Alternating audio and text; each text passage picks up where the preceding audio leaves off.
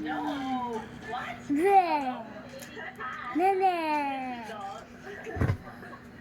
Getting married and having a long-term partner, whatever that looks like for her, I just want her to be happy. So I've never really thought too much about it. Me and my sister don't really get overly involved.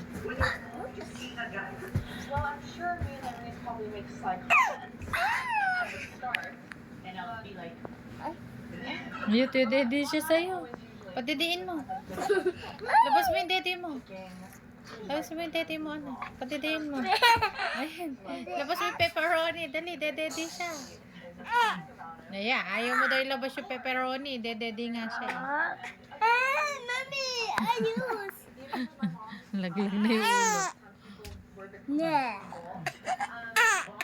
Ang lakas. At yung alam mo yung mapula na to. Desto. Tawag doon. Ano, financial. Ate yung alaga mo, baka gumulong.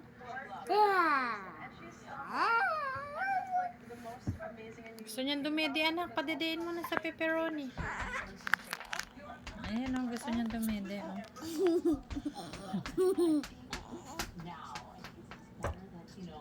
quiet personal life just leads to more happiness. You know, not it's not there to quantity. Instagram. Alam ko kung asan yun yung iPad.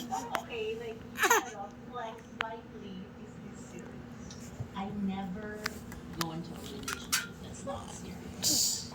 I'm always the serious. So it's serious.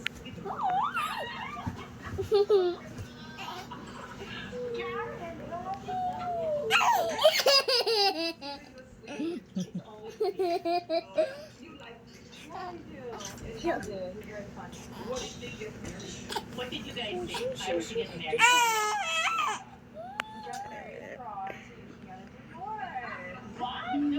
Tingnan mo yung mata.